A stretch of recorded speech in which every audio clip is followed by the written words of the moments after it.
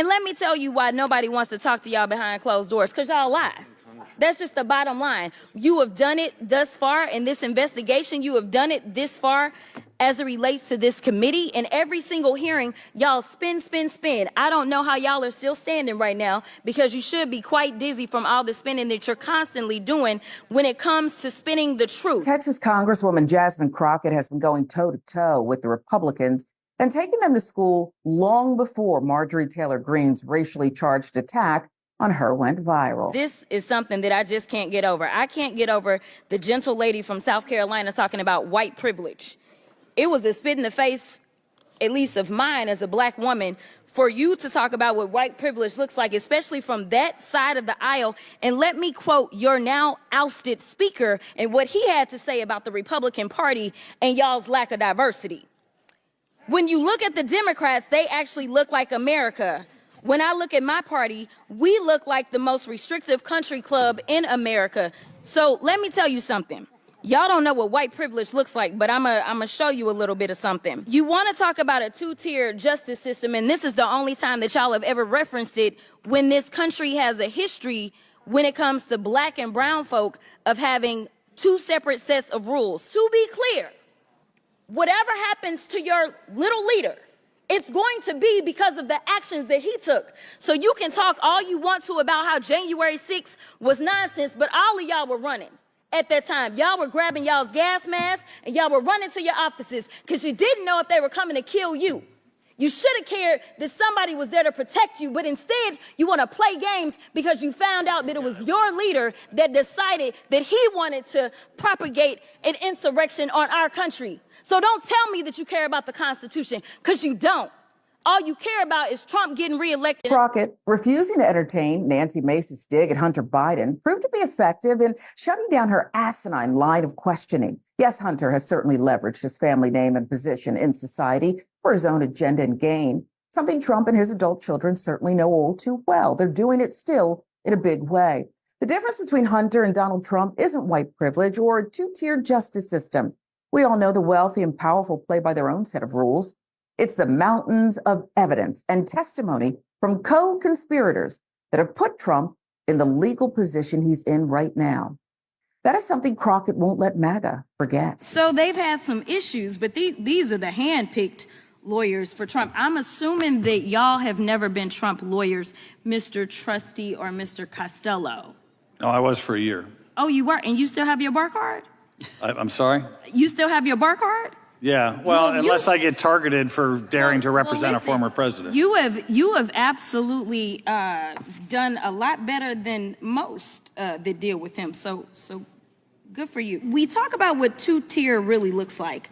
And Mr. Trustee, since you've been a prosecutor before, I'm curious to know, have you ever had a criminal defendant that had over 80 counts in 4 different jurisdictions and somehow was not held pretrial? Have you ever had someone that had over 80 counts pending in 4 different jurisdictions and they were not held pretrial? Yes or no?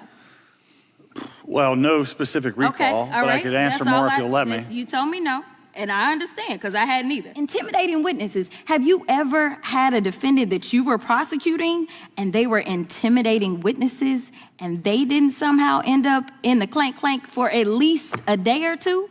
I've had criminal death penalty prosecutions based on witness retaliation. I'm very familiar with gang cases and mafia cases. Most of those defendants were already incarcerated when they would orchestrate some sort of obstruction. Okay. If there's provable physical violence-based obstruction, it certainly makes sense that they'd be incarcerated. As practicing lawyers or licensed attorneys, I hope that we can all agree that no one gets indicted because someone says so. There takes a grand jury, and the grand jury is comprised of American citizens that sit down and review evidence, and they make the determination. And when and if Trump is convicted, it will be a jury of his peers, and it won't be the President of the United States. Have you ever heard of Project 2025? I've read about that, Congresswoman. Okay. And there are some things indicated in Project 2025 that are quite concerning to me. And I want to talk about a few of those topics because this hearing almost feels like a Project 2025 hearing. One of those topics is diversity in the workplace. The agenda includes making sure that the next conservative administration dismantles DEI apparatus by eliminating various chief diversity officer positions, et cetera. And you engaged in an exchange earlier with one of my colleagues, and I don't know if you recall, but it was hitting me a little differently as a Black woman sitting here, because it almost seemed as if you either get diversity or you get qualifications. It did not seem as if my colleague understood that someone can be diverse and qualified. And it is why you have people like me that get very frustrated, not just in the halls of Congress, but in general in this country. Because as I'm sitting here, and there seemed to be this question of you're either diverse or you're qualified, all I could think about was the fact that I currently hold an honorary doctorate. I also hold a Juris Doctorate. I also hold a bachelor's. I also technically hold the rank of Lieutenant Colonel in the Civil Air Patrol, and I actually practiced law for almost 2 decades, in addition to serving on various boards, in addition to being a prior state lawmaker. And there are those that would make some people believe that because I happen to be Black and or a woman, that somehow, even though I can rattle off all the qualifications in the world, my Blackness makes me unqualified. My question to you is that the attitude that you subscribe to? Absolutely not, Congresswoman. And in fact, what we do at OPM every day is look to knock down barriers that are keeping qualified people like yourself, qualified people from all across America for pursuing federal jobs. You know, it's interesting because we've had so many conversations about telework and the evils of telework. And it seems to be this other false equivalency that if you telework, that means you're not working, instead of this idea that people are actually just working and they're not working in the building that is being paid for by the federal government. In fact, my mom is on telework, and my mom is absolutely one of the smartest people that I know. And so it always hits me a little differently every time we dump on those that are teleworking for the federal government. But interestingly enough, we're not allowed to telework here.